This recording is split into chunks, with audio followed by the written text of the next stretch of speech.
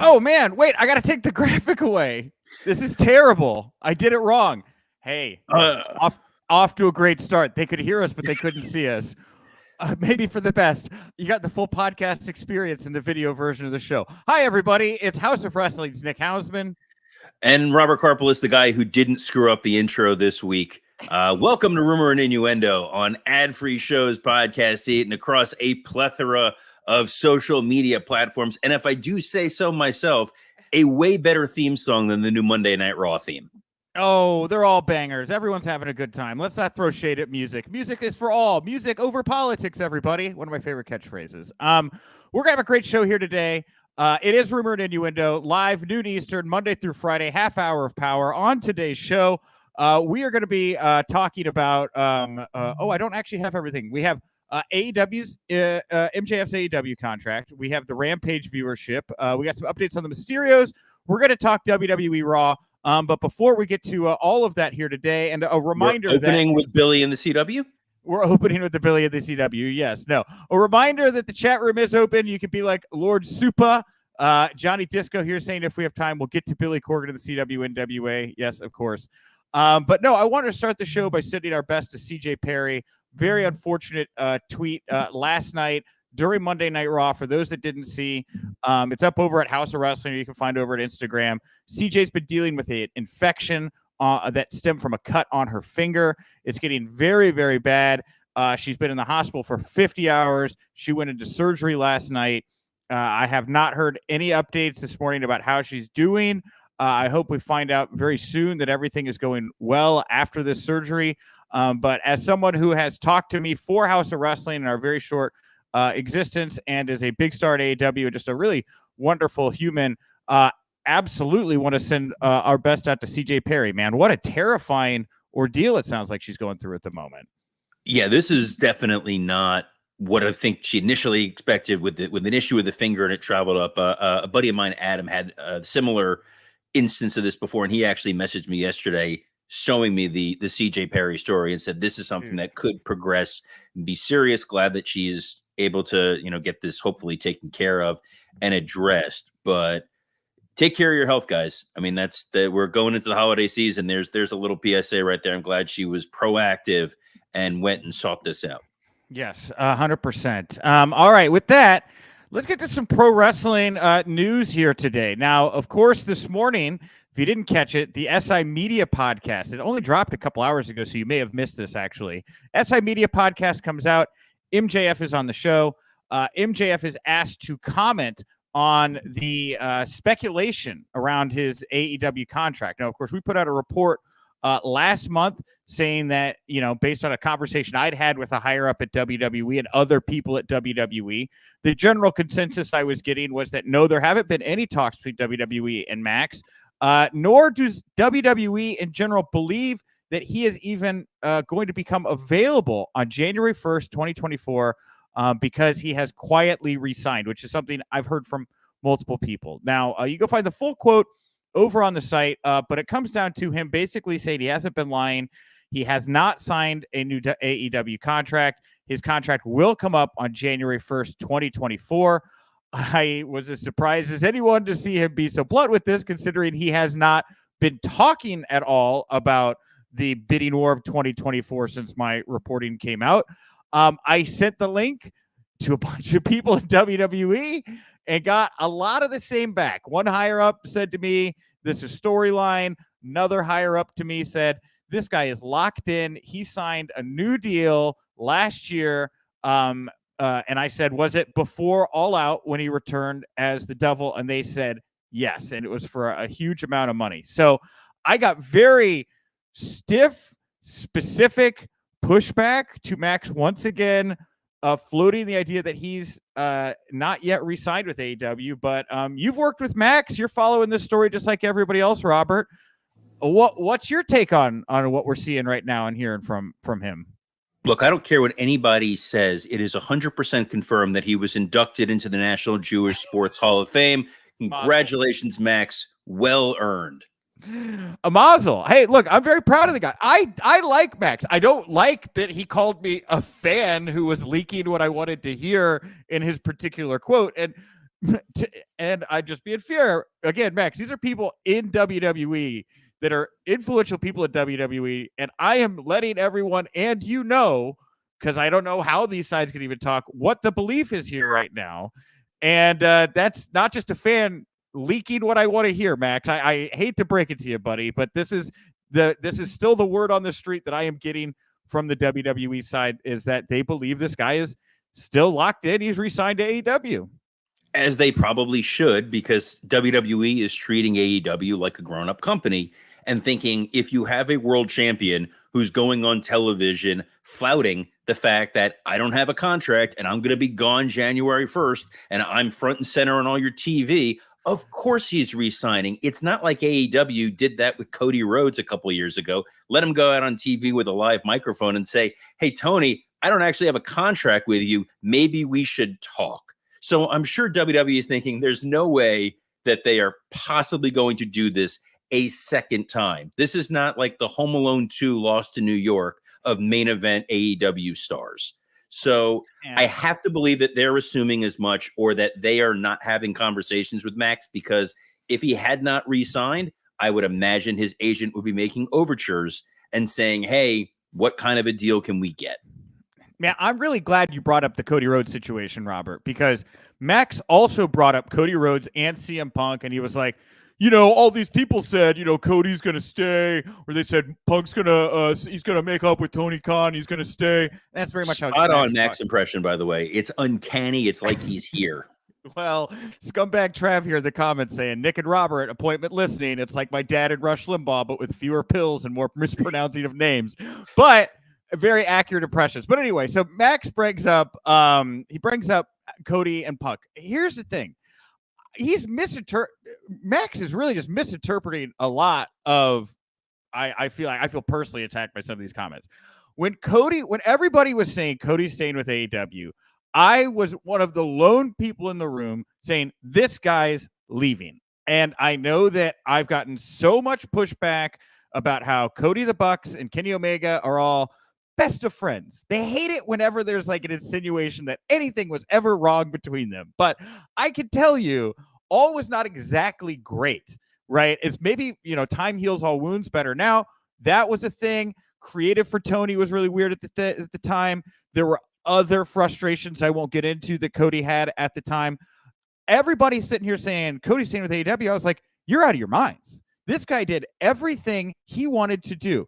All he wanted to do was go out there, become the captain of the football team, and come back to the ranch so that his dad, Vince McMahon, would play a game of catch with him. That's all he's ever wanted. A little kiss on the cheek, a little I'm proud of you, and that's what he got, right? CM Punk, I was the one who broke the story that he was not going to be at All Out, all right? I was the first person to say these two sides are done. Punk will not be at All Out, all right?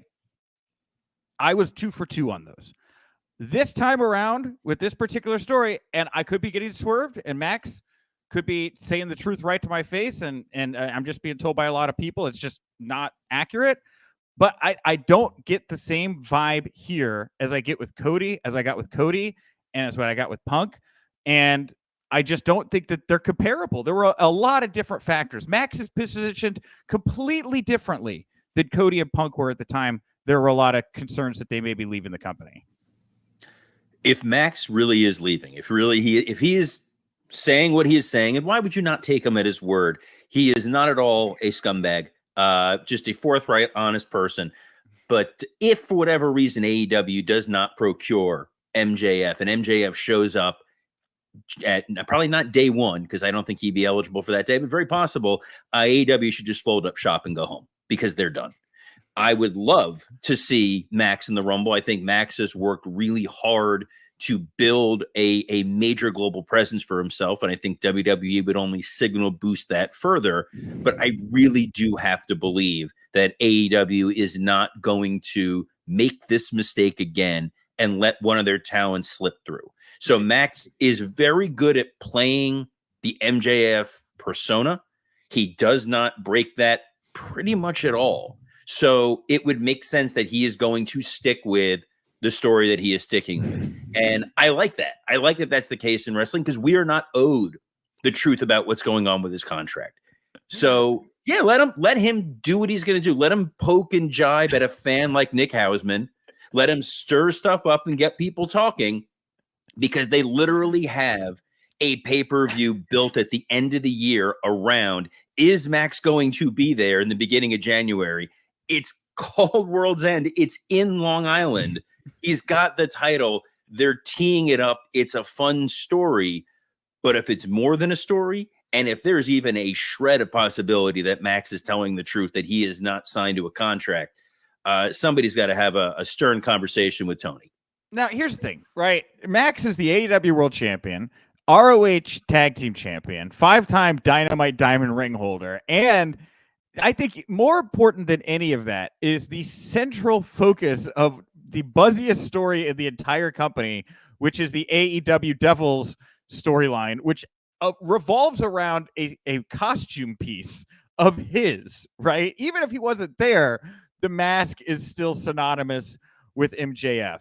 If he were to, for whatever reason, be in a position to pick up and go and leave on January 1st, 2024, that would leave such a massive hole. And I just, for all of the, ups and downs creatively at AEW, I cannot believe Tony Khan would drive all of this up right to World's End at the end of the year without a plan, knowing there's road in front of him. I find that impossible to believe, Robert. Well, where we're going, we don't need roads. At least that was what Tony said when he didn't re-sign Cody. But look, we'll see what it is. It's intrigue. He's creating further intrigue about AEW programming, hinging somewhat on the incompetence of Tony Khan. But we'll see. He is not on television since Punk left, and since some of these Warner stories have happened. He is not on TV talked about the bidding war of 2024. He mentioned it in the Sports Illustrated interview because you're going to get asked about it. And when Max does press and he does media, he maintains a certain degree of kayfabe.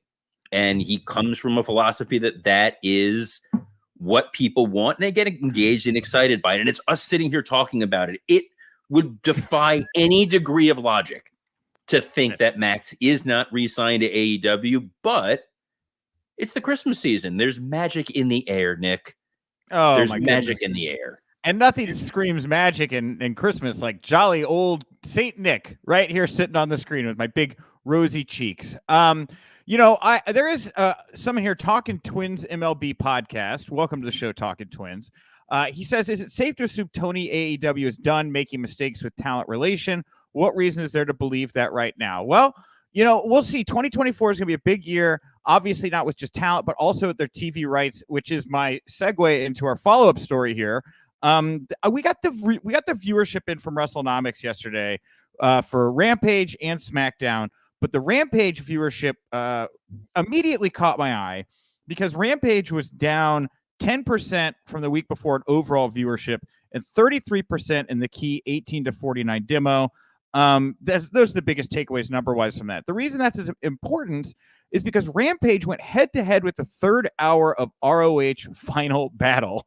And at the same time, Tony Khan was promoting AEW Rampage, a show that Warner Brothers Discovery, by all accounts, and from what I've heard, actually wants to pay money for. It took a hit in viewership due to another show with arguably a more interesting card and storyline going into it. That is something that Warner Brothers Discovery has no interest in over at ROH. And it just grabbed me for a moment that Tony ran these shows head to head, and the ROH show seemingly, I would think, caused a negative effect for viewership on Rampage. At a time, he's trying to talk to Warner and show how good he's doing to get more money. Am I taking crazy pills? Because I feel nobody's talking about this, and it's just so wild to me,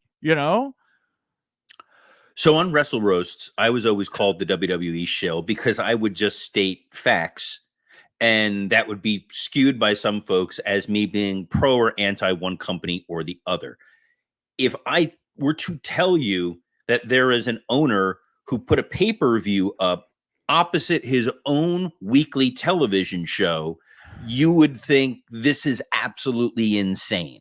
Yes. I am gobsmacked. I'm baffled, even without the fact that Warner Discovery is basically openly saying, we're not sure if we're going to keep you guys going forward. And we talked about earlier this week, you need to stack, or last week, you need to stack Dynamite. You need to stack Collision. You need to make it seem like Rampage is a show you care about. Put focus on it, drive up those numbers. And instead you run a pay-per-view where you're asking people to pay. I don't know how much the Ring of Honor pay-per-view was, $20, $30, whatever. It was only $9.99, and it was the cost of our Honor Club subscription, which is not terrible. Okay. So not at all that expensive at all, but you're driving people to watch this Ring of Honor pay-per-view opposite your own television show that's airing.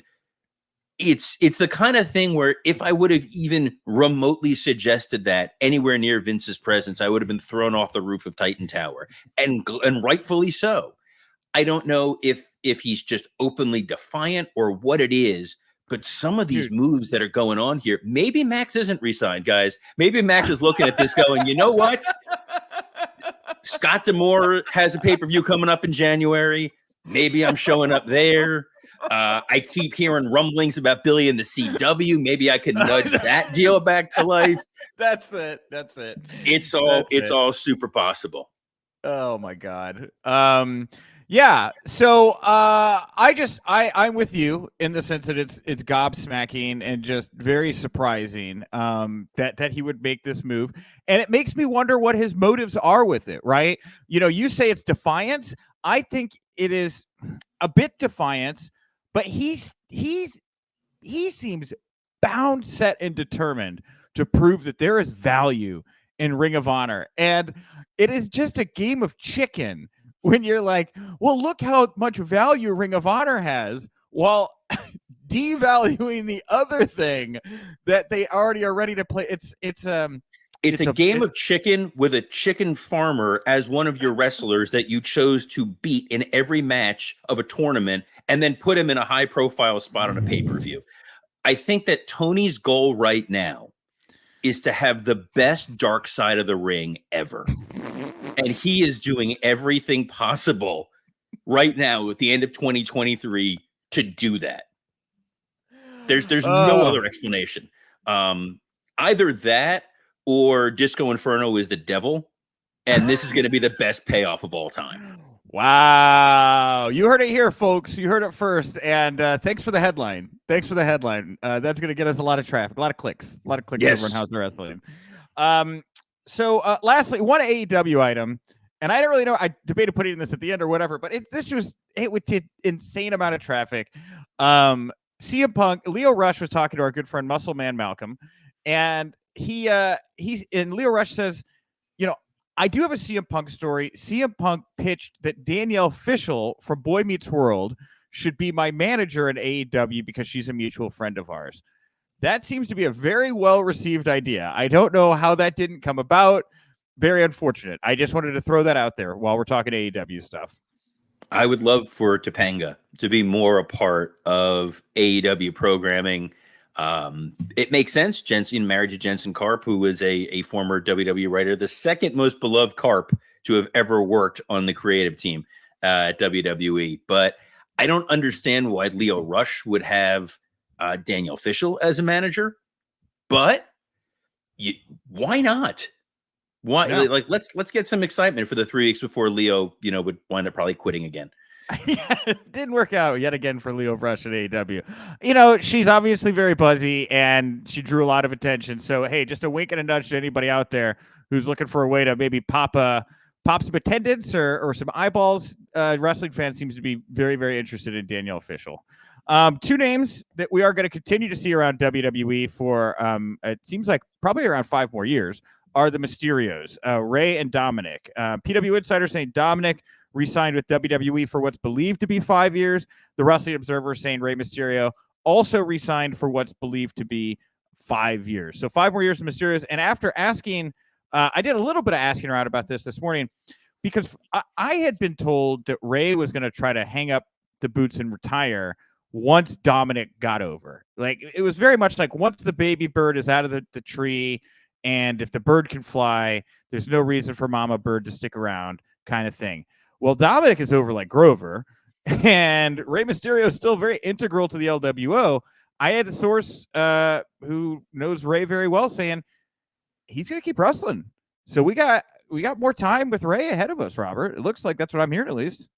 I think that's awesome. Rey Mysterio is continuing to contribute in a number of different ways to WWE programming. Mm-hmm. The fact that he established Dom when Dom first showed up, and I hadn't seen Dom since I worked with him when he was a small child, and we weren't sure who his dad was going to be.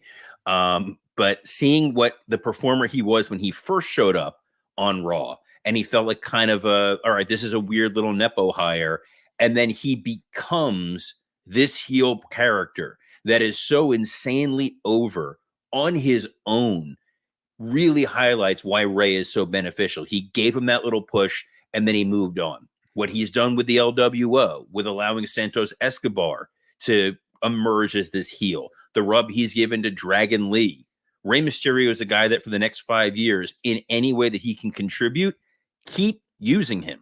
He is still an international star. He is someone when they go on tours, they go down to Mexico or the South America, wherever they go, Rey's going to be front and center.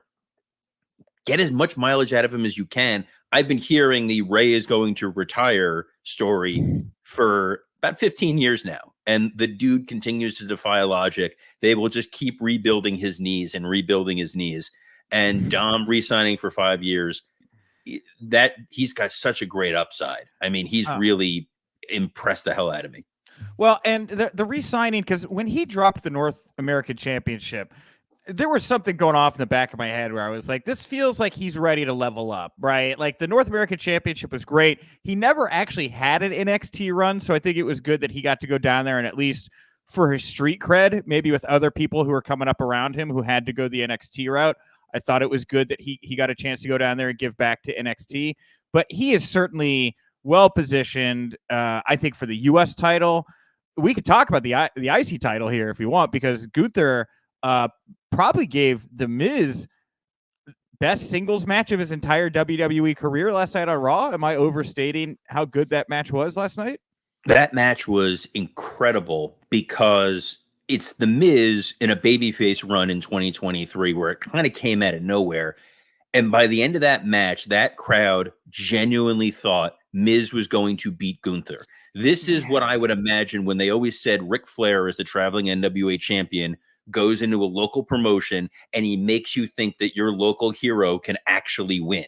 And there were moments where there were near falls, and that audience bit on several of them. And they thought that on a free episode of Raw at the 8:45 slot, that Gunther was going to lose his year-plus title reign to The Miz. Amazing. Absolutely amazing. Gunther, look, that episode of Raw should be held up as this is why NXT is paying off dividends for the amount of money that they've spent for it. You had Gunther showing his value. You had the Creed brothers in the main event. You had new women's tag team champions with Caden and Katana. JD McDonough opening Raw with R-Truth. They've done that Miracle on 34th Street match a lot over the years. This one felt serious. It felt real. You're taking this talent in NXT and you're putting them into the main roster. And for the most part, they're seamlessly integrating, which was not the case 2-3 years ago. Yeah, I agree. I thought last night's show just flowed really well. And I think next week is going to be, they didn't do a double taping, so I think next week will maybe be a best of. I could be wrong. I know they're not doing a live episode on Christmas Day, obviously. So they really needed to hammer it on this show to set up the day one show on the other side, because nobody's going to be watching next week. I thought it was a really well-paced show last night, and I thought they did a hell of a job setting up day one for the top of the year. I mean, Rhea Ripley, Ivy Nile, I think is on the hook. They've done a good job building up to Becky and Nia Jax. And of course, I mean, Seth Rollins, Drew McIntyre.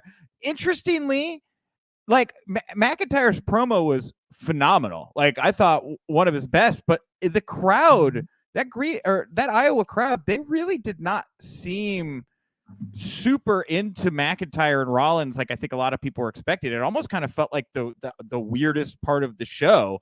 And I wonder if it's just because people want to see both these guys with CM Punk somehow, right? It's like the two guys who are doing nothing but feuding with Punk but Punk's not involved. They're kind of feuding with each other. I think it feels just a little off to some people. Maybe not. Maybe that's why they got the reaction they did last night. Just a theory.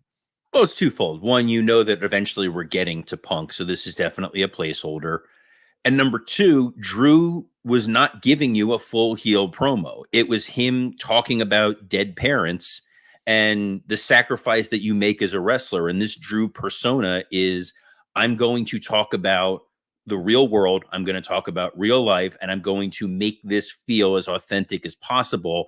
And the crowd really can't boo when you're saying, I gave up years of my life and I was away from my sick parents and my friends and my family. So I need to win this title to validate myself. And they're kind of like, yeah, I guess we're all in dead end jobs and our lives suck and we're living in Iowa. So it became a very introspective promo for a lot of those people. People go to wrestling shows because they want to escape reality. That was something that was drilled in me over and over and over again, pretty much every time I was in a locker room. You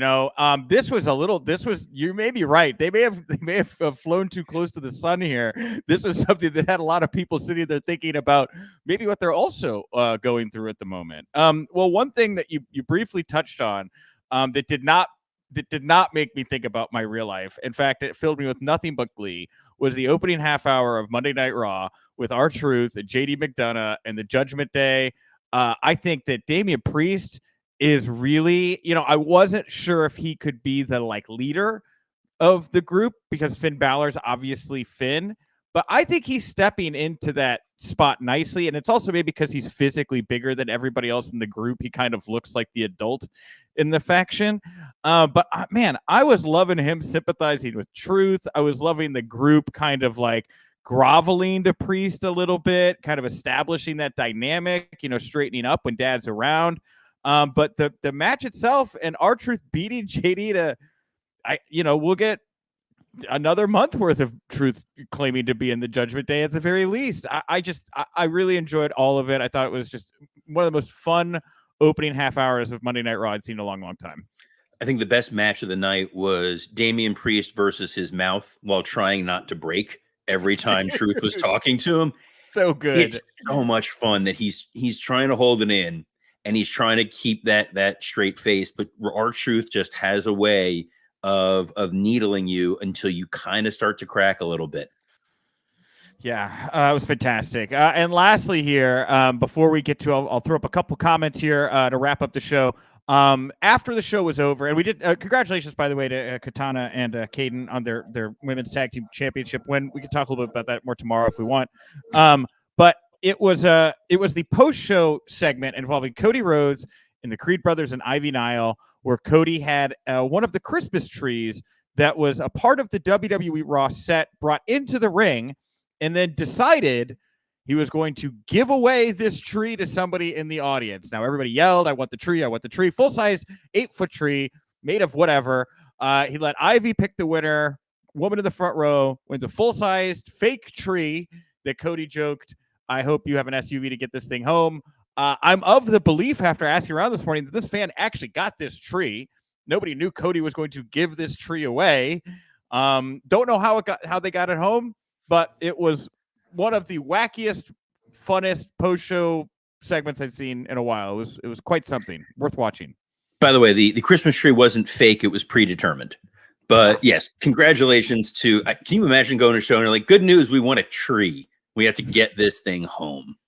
Yeah, sure. It's a great fake feel-good moment that then leads to a lot of logistics and a huge pain in the ass.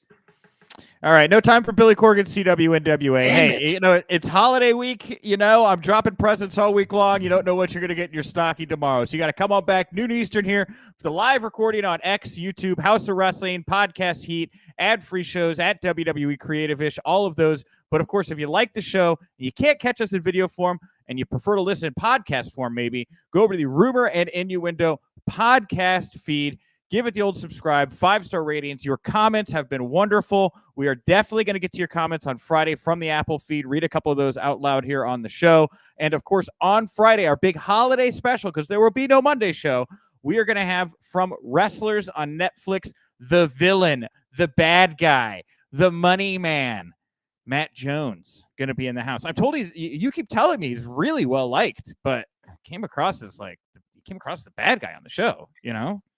I'm friends with Matt Jones. I'm friends with MJF. I'm friends with good-hearted, warm, wonderful people that are easy to get along with. I also work with Nick Hausman. Hi, good to see y'all. I put my hat backwards now, which everybody loves when I look like I'm the kid from Blank Check. It's a Disney movie that none of you have seen. Well, now I can't unsee that. Dude, anytime I wear a backwards hat, I look like, if you go, I think I'll get us flagged, but just go look up Disney's Blank Check, the cover to that movie, and then look at me. Are you looking at it? No, but do you think that Disney's IP lawyers are going like, oh, someone's going after the Blank Check intellectual property? Quick side note of that. I saw this right before we went on the air, and I need to call this out. Okay. WWE's merchandise department has become so unhinged in the best way possible, and it makes me happy that they are now selling a blurred Yeet shirt because they lost the IP for a week. I love everything about this. I don't know who's doing it there in WWE merch now, but hats off to you. Like, no, seriously, Nick, take the hat off. Oh, yes, and I'm going to put it back on. That's improv right there, everybody. Go take an improv class. Matt Jones on Friday. I said all the podcast stuff. I'm at Nick_Hausman. Go watch Blank Check. It's got a weird ending because it has a fully grown adult woman kissing on the lips a 13-year-old boy. And it's supposed to be like a moment. My wife was disgusted. She said, we're never watching this film again after the conclusion to Blank Check. I got nowhere else to go with this other than you can follow me on Twitter at WWCreative_ISH. So on behalf of the haberdasher Nick Hausman, I'm Robert Karpeles. Best of luck in your future endeavors.